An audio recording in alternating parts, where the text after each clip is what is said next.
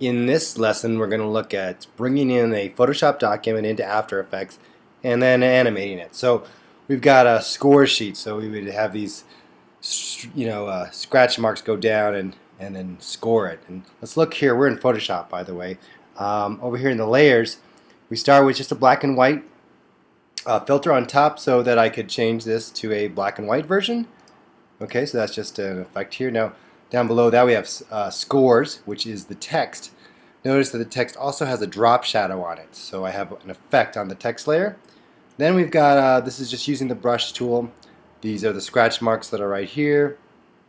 Finally, we have a color fill at the bottom, which is white. Okay, so that is our document, and we'll close this out, and we'll look at bringing it into our After Effects project. Now I could double click here on the project area to pull this up, or I could just drag this over from the Finder. I'm using a Mac, and I want to choose here, instead of it being footage and it all being one thing, I'm going to go ahead and choose composition, and then go ahead, editable layers is what we want, so I'll click OK, and what happens is it gives us this scores composition, which double click you can see has everything.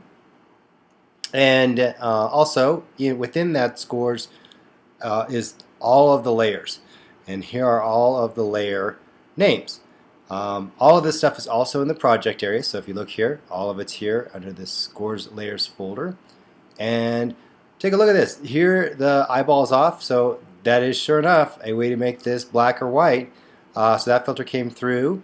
The scores are right here, and so if I use my text tool, I can't get in there, right? So there's actually a trick to getting in there into making this editable text again. So with the scores selected here, which is the scores, which is the text, I'm selecting the scores layer, and then we're going to go to layer and then convert to editable text. And there you go, that converted it to editable text. Kind of also wondering, does it have the drop shadow? Drop shadow is on here.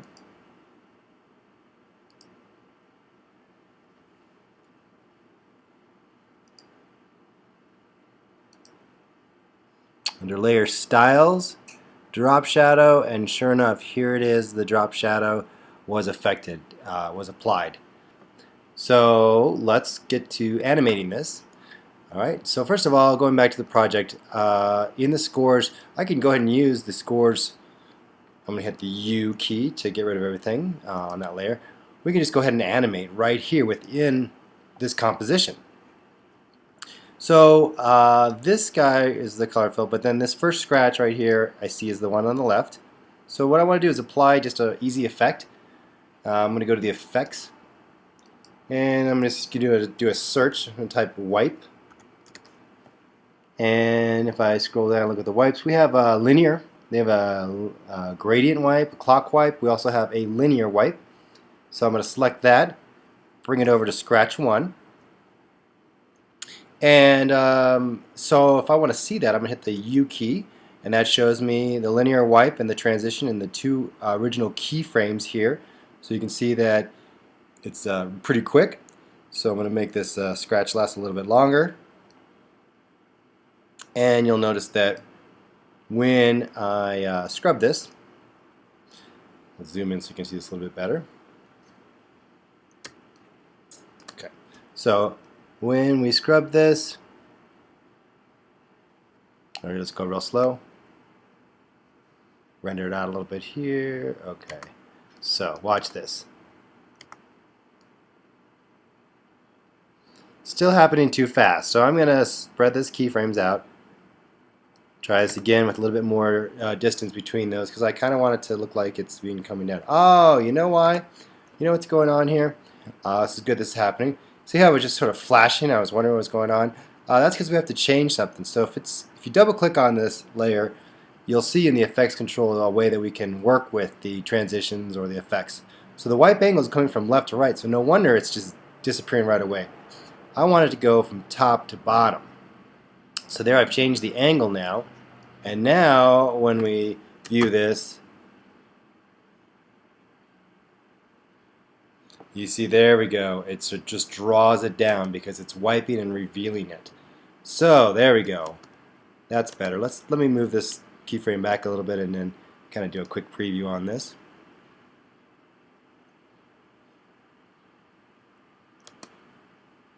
Sometimes this happens, it gets stuck right here. What I found is if I just change the resolution and then do a just do another RAM preview, that often gets you past that little hump there. Okay, there's our nice little wipe there. Okay, so next thing that we want to do is just basically have all of these wipes come down at different times on these 7 different scratches. So I'm going to select these keyframes. I'm going to do a Command-C to copy, or Control-C on a PC. I'm going to select all these scratch 7s all the way down to scratch 2, and I'm going to paste. So Command-V to paste. And click down the U key, and that way I can see that sure enough we went ahead and added all of those keyframes to all of these layers. And ultimately I want to have one finish, then the next, then the next, then the next. So if I move all of these over like so, that takes it to the next level, and then I'm going to move this guy over to here, move these 2 over to here. You see where I'm going, where one finishes and the next starts. I would spend more time getting it exactly on the keyframe, but just so you get the idea of what's going on. So I put them all out here and just get the last one. Okay. There we go. Now we're getting the effect that we wanted. And you can see that each one is sliding. And you could obviously bring those keyframes closer together to make this all happen faster. But that concludes this lesson of bringing something from Photoshop. So you might want to do your text and your layouts and stuff like that in Photoshop and bring them in and then animate them in After Effects.